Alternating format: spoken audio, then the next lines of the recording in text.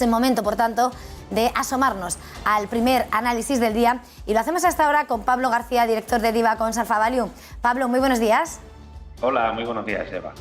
Bueno, llegamos a este último análisis madrugador aquí en Negocios Televisión de antes del día de Navidad y parece que esos informes que relajan el temor sobre el número de hospitalizaciones de Omicron sienta bien en los mercados y bueno, es verdad que ese rally de Navidad que siempre promete no nos ha estado acompañando, pero bueno, ¿cuál dirías que es la radiografía de los mercados en este momento?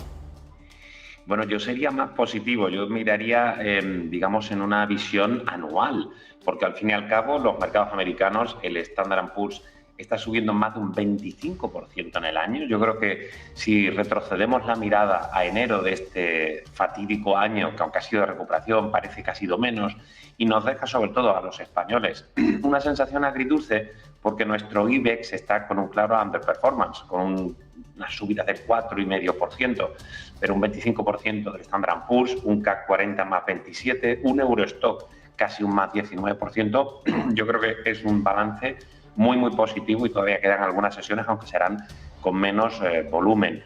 Otra realidad es que, como bien apuntabas, los riesgos de hospitalización de la variante Omicron son menores de lo esperado, según esos estudios en Reino Unido, en Sudáfrica, en Dinamarca, ¿no? El virus se está extendiendo con más rapidez, pero su capacidad mortal es menor. Lo que ocurre es que los mercados reaccionaron hace unos días con incertidumbre porque se está restringiendo la movilidad y eso es lo que está afectando sobre todo a los sectores que están en el ojo del huracán, como son aerolíneas, hoteles, restauración, etcétera. Ese, digamos, es el plano positivo con esas menores hospitalizaciones, pero hemos conocido que la ciudad, y no son tan pequeñitas, de Xi'an, en China, con 13 millones de habitantes, ha quedado confinada. Y, por supuesto, tenemos los confinamientos de Países Bajos, etcétera, ¿no? Todavía la situación no está clara y lo que nos pasa es para los humanos, ¿no? La primera vez pues nos tomamos todo con mucha calma, nos llega la torta, nos tenemos que confinar todos y después a la primera de cambio estamos cerrándolo todo porque obviamente nos da mucho miedo. Y otro punto al que hay que tener, yo creo que un foco de atención y un foco preocupante, sobre todo de cara a la inflación, y es que está quedando un poco eclipsado por el tema de la variante Omicron, es el nuevo ajuste de crisis energética con la subida del precio del gas, que ya se multiplica por 10 este año en Reino Unido, y que está afectando obviamente con los derechos de CO2, con las subidas del gas, pues está afectando enormemente a la electricidad y eso tiene un efecto nocivo sobre la inflación. Hemos visto que la Reserva Federal, que Jerome Powell, ya empieza a contarnos la verdad, a decirnos que la inflación es más permanente e incluso algunas voces que eran muy dovish dentro del Banco Central Europeo, no tanto Christine Lagarde, que sigue con su no vamos a subir los tipos el año que viene, yo personalmente no me lo creo, pero el señor de Guindos ya ha comentado que, bueno, la verdad es que se les está escapando un poco la inflación. Eso lo que va a generar son subidas de tipos largos en los bonos y ya hemos visto un par de días con caídas de los precios de los bonos y esas subidas de la curva de tipos que pensamos que puede ser interesante. En resumen, hemos tenido un año bueno y hemos tenido dos sectores en los cuales hemos apostado en Diva Cons Alfa Value, como son el sector financiero y el sector tecnológico. Los dos sectores que mejor han funcionado y que han tirado de nuestra cartera Buy and Hold, llevando ya a un más 37% en el ejercicio. Ojalá, yo me quedo como estoy, que el año que viene, hasta casi incluso la mitad de ese performance, porque el año que viene va a ser un año de subida de tipo, va a ser un año de inflación, con una recuperación menor a lo previsto. Y bueno, de momento las compañías están publicando muy buenos resultados, pero ojito, que ya hemos tenido profit warning de nuevo de Ryanair, así que vamos a seleccionar bien los sectores para que el año que viene también tengamos un año tan positivo como el actual. 27% de comportamiento, eso ya lo creo que es para cerrar por todo lo alto con las precauciones de Omicron el año. Estaba señalando todo ese problema en el que nos envolvemos de cara con optimismo el comportamiento de lo que llevamos, ese horizonte de tipos, esa crisis energética. Y lo que estamos teniendo ya sobre la mesa también son esos datos macroeconómicos, cómo se está comportando la economía. Esta misma mañana, Japón ha revisado al alza su pronóstico de crecimiento del PIB para el año fiscal de 2022 hasta el 3,2% frente al 2,2% estimado previamente. Observamos muy de cerca ese crecimiento al tiempo que los bancos monetarios tienen que controlar otros riesgos. Ayer veíamos cómo sentaba muy mal a la economía británica el tercer trimestre, que ha crecido menos de lo que se esperaba. El FMI, ya mirando más de cerca, hemos tenido esas previsiones, ¿no?, de rebaja para nuestro país. Y en este contexto de crecimiento, quería preguntarte si de alguna manera no vamos a afrontar un mayor riesgo en ese horizonte, en ese combate frente a la inflación con el crecimiento, si no va a ser un arma de doble filo. Bueno, siempre, por supuesto, crecimiento, inflación, paro, todo es un puzzle que los economistas intentamos cuadrar, pero que nunca cuadra, siempre algo se nos escapa, ¿no? Has comentado varios países y es muy interesante porque de esta crisis, de este stop and go del COVID, lo que queda claro es que hay algunos países que han salido claramente vencedores y otros claramente vencidos, o que sus estrategias no han funcionado porque políticamente, internamente no han podido sacar adelante pues todos los proyectos que tuvieran.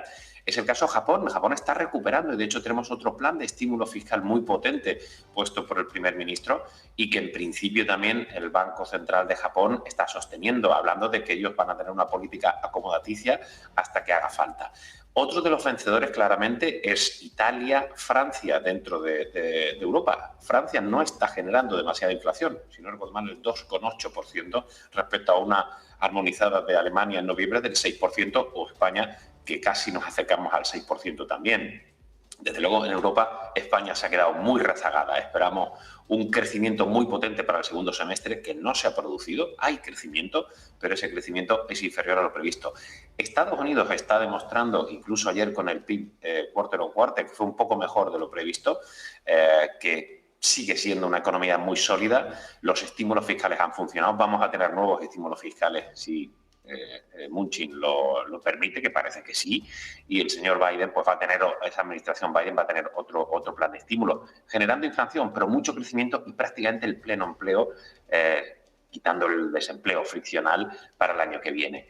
Y el caso de Asia, es cierto que China, aun con sus políticas de bien común y a pesar de los problemas, por supuesto, que han tenido en el sector inmobiliario, la verdad es que podría empezar a tirar para el año que viene con ese ciclo siempre adelantado de Estados Unidos, China, Alemania, que va siempre creciendo más con el ciclo económico norteamericano, y después, como siempre, el problema es que Europa queda algo rezagada. Mario Draghi lo está haciendo bien, como decíamos, en Italia, también Emmanuel Macron en Francia. Podríamos tomar un poco ejemplo de nuestros países vecinos para que en España por fin tengamos una recuperación más plena, porque las revisiones a la baja que se han ido produciendo para nuestro país para el 2022 han sido importantes.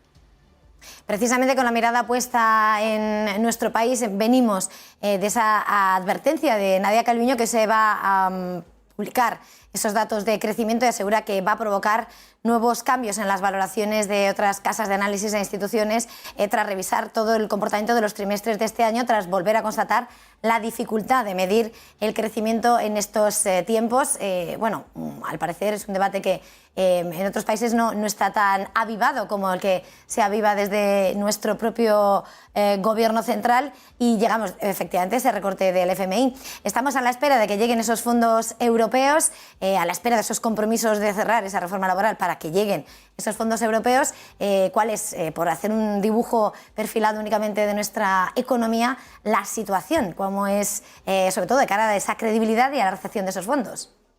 Bueno, hablas de credibilidad y hablas de presupuestos. Si el principal problema de la economía española es que los presupuestos son increíbles, no increíbles, sino increíbles, es decir, no son creíbles, como diría el torero, ¿verdad? Es decir, no podemos hacer un cuadro macro pensando que vamos a crecer X% cuando todos los estamentos institucionales extranjeros e incluso nacionales nos están diciendo que ese crecimiento no va a llegar. Con lo cual, si tú haces una estimación de ingresos sobrevalorada y tienes una serie de gastos, al final, ¿qué generas? Más déficit, si las economías domésticas funcionan igual. Es decir, que la situación de España es que no son creíbles los presupuestos que se han pactado a base de prebendas a los partidos nacionalistas, comunistas, etcétera. A nosotros no nos gustan, yo soy bastante apolítico, intento ver cuál es la situación. Nadia Calviño se ha encontrado con una situación muy, muy compleja, ¿no? Y encima la crisis energética que ha supuesto un sobrecoste para las familias, porque al final, bueno, ese sobrecoste implica que tenemos menos capacidad de consumo. Y encima somos un país eminentemente turístico con una variante Omicron. Es decir, hemos tenido una serie de problemáticas que hacen que nuestras previsiones de crecimiento, nuestro cuadro macro, pues no sea creíble, o sea, con ese chascarrillo que decíamos de increíble, ¿no? Así que, bueno, tenemos que modificar esas estimaciones y eso va a ser un problema, pero confiamos en nuestro país, es un país de luchadores, ¿verdad? Que yo me voy a ir dentro de poco, ¿eh? Si Dios quiere, mañana cojo el coche y en 12 horas estoy por allí, por España, para intentar levantar a nuestro gran país, ¿eh? Necesitamos un empuje entre todos, pero desde luego el cuadro macro, querida Eva, pues es increíble. Pues con ese destino en Sevilla, a lo mejor tal vez, en España, Pablo, por mirar ya a lugares donde sectores que pueden ser, es que estamos a punto de terminar el año, ¿dónde deberíamos focalizarnos preparando esa cartera de inversión de cara al año que viene? Este año prácticamente está zanjado. Es verdad que el contexto, bueno, sigue avivando, ¿no?, el teletrabajo en estos momentos, ese consumo amenazado por Omicron, esa política monetaria, pero a la hora de componer nuestras carteras, no sé, por sectores o cuáles serían tus valores favoritos.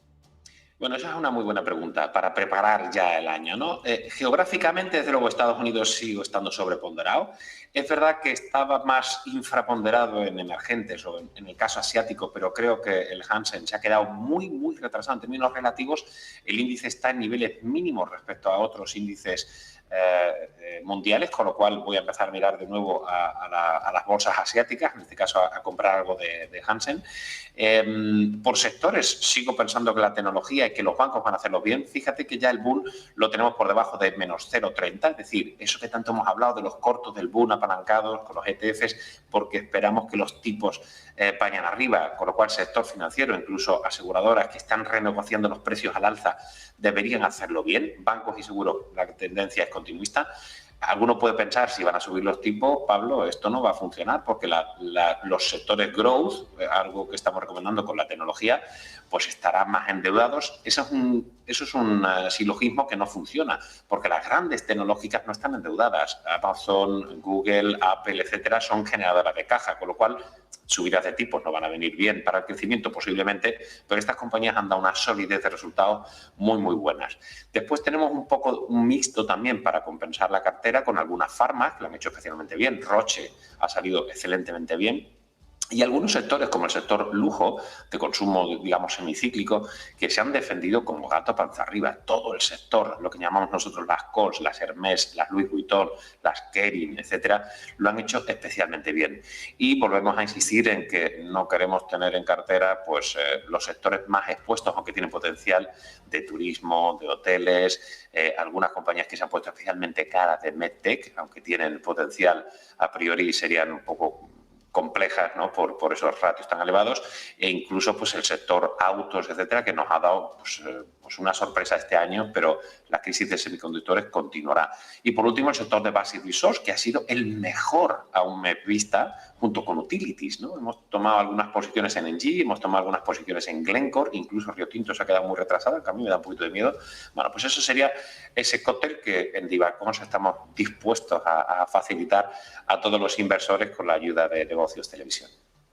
Pues Pablo García, director de Divacons Afavali, ha sido un placer cerrar este trimestre de comienzo de curso que ya nos dan las vacaciones de Navidad. Confiamos en volver con el nuevo año en este análisis madrugador con el panadero de la bolsa. Un placer, feliz jornada, negocio, feliz viaje y feliz Navidad. Felices Navidades y gracias por todo el esfuerzo que hacéis en Negocios Televisión, que podéis hacer que el análisis llegue a todos los telespectadores españoles. Gracias a ti y a tantos colaboradores que nos ayudáis. Muchas gracias, Pablo. Un abrazo. Y nosotros